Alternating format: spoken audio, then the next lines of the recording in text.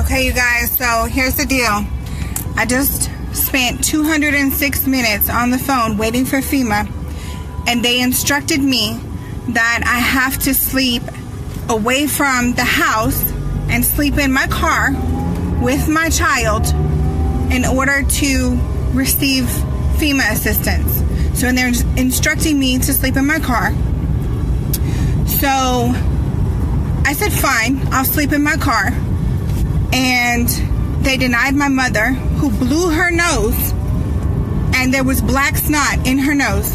So I came over here and I found a FEMA camp. They're not opening up till Tuesday, but just because we have boats to get out of the water, and not all of us, some of us, and just because we have guns to prevent looters does not mean we don't need help. So I'm over here. Let me switch the camera. So I found a FEMA camp, and they don't work on weekends. They get that luxury. Let me switch the camera. So here, they're gonna set up tents. Okay, this is gonna be the shower area and the bathroom area. These are porta potties.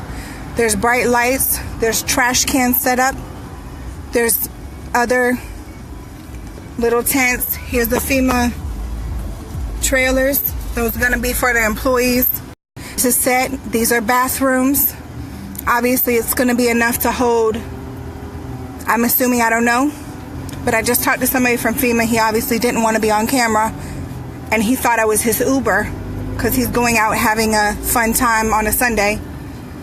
And they're going to open up this area on Tuesday along with several others in the city. And this is an old water, so obviously, you know, that's where it's going to be. They have chairs set up, I guess, where people are going to be applying for things and whatnot. Not sure, but as you can see, they have stuff set up in there, and I'm not sure who's gonna do what, but it's an open area here, and you know, there's just people chilling out on the weekend because FEMA doesn't work on the weekend apparently in this area. So, you know, I know that there's so many people been affected. I know that there's been more people that have passed away that they don't want to say on the news. So many bodies have been found in the home. But I have many friends that have lost everything. And if your cell phone was floating in water, how are you supposed to call these people at FEMA? They're not going around in these neighborhoods. They're not passing out flyers or cards or having you call them from landlines. They're over here hiding out in trailers. Nobody can get a hold of them. Nobody can, you know, find them. And if you don't have any electricity, if you don't have anything in your home, how are you supposed to, you know, contact them? So, as you can see, I'll show you again from the other side.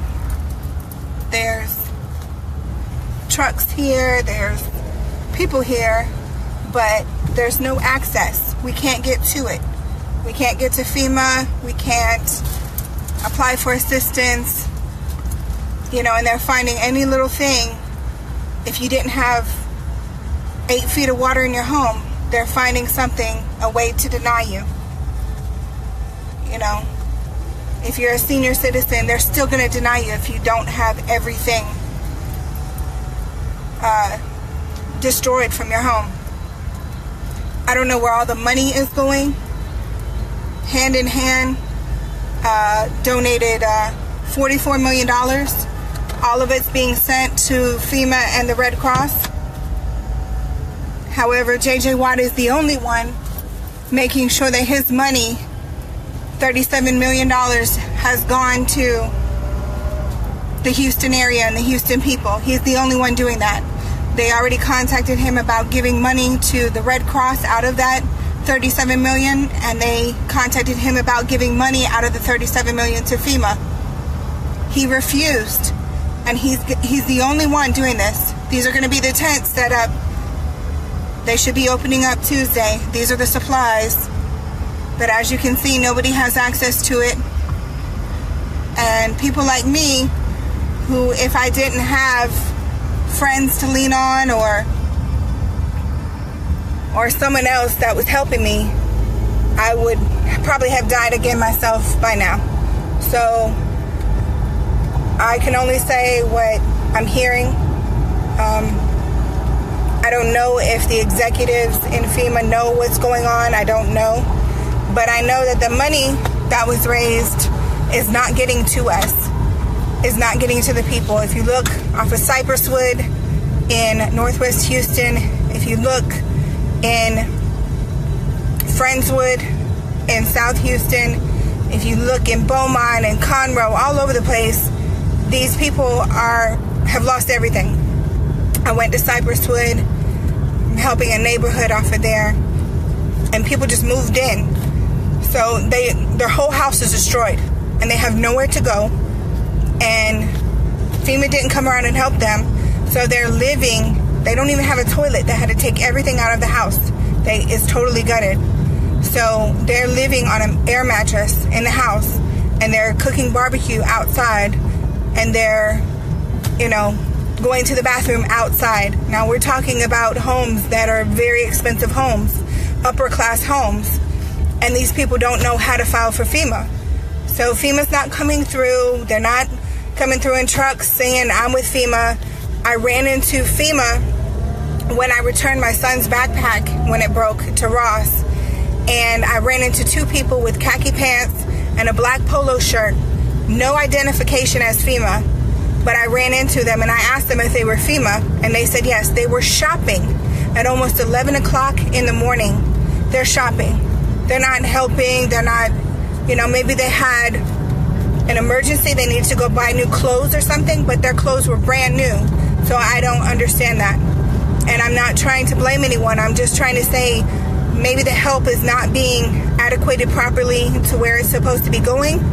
I'm not sure. But this is the only outlet I have to be able to say that these people need help.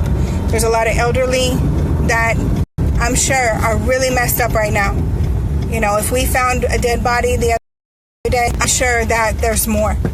So, and a decomposing body is very dangerous to be around. It can bring other diseases and things that you don't want to expose your family to. So there's all kinds of stuff going on. If you know somebody, talk to them, because this is crazy. And I have another friend that's like family in Florida right now, and she's been sleeping out of her car now for 6 days with her 3-year-old child. 6 days she's been sleeping out of her car. And that's not even healthy, because the exhaust fumes after so many hours can, find their way back if you're parked for that many hours. So I don't know. I'm trying to stay hopeful and stay, but if anybody who is watching this knows someone, knows JJ Watt, knows anybody, the money maybe not, isn't going to where it's supposed to. Maybe JJ's is, but maybe not other monies. And I know FEMA's out of money, but that's not an excuse to, you file for something and they say that you can't call back, or you have to wait for 206 minutes. It's not what the, federal, FEMA is supposed to be. It's not supposed to be that way. It was not set up that way, and it was not supposed to be that way. In Hurricane Wilma, when I was in Florida, they had FEMA going through the neighborhoods, telling them, come to our camp. If you need a ride, we'll give it to you. Come to our camp. You will get ice, and you will get a box of food, and you will sit down with a FEMA representative to apply for you everything that you're eligible for in your particular situation. That's exactly how it should have been now. They should have had trucks from FEMA going to these neighborhoods after the storm, after the water had risen, or came down, not risen, but after the water came down some. They should have had trucks coming in these neighborhoods and telling people, going door to door if they have to in these neighborhoods, especially with the ones that have everything, including their toilets, sitting on their front lawn, and saying, look, we're here, this is our card, this is our contact information, call us. this is our address, this is where we'll be at. They're not posting anything. They don't have anything. They're hiding in the opposite. So I don't know why they're out of money, but I know FEMA wasn't doing this before. They weren't hiding before. During Hurricane Wilma, they weren't hiding. During Hurricane Ike, it wasn't so much of a situation as it is now, but FEMA's not out in the open by far. So, like I said, if you know anyone working for FEMA, if you have a contact number that doesn't make you wait for 206 minutes, I would call them and let them know there are people here that still need help. There are people here that are desperate for need. Unemployment assistance is not available for people affected by their job with Hurricane Harvey. The American Red Cross says that they don't have any money basically right now, that you'll just have to wait.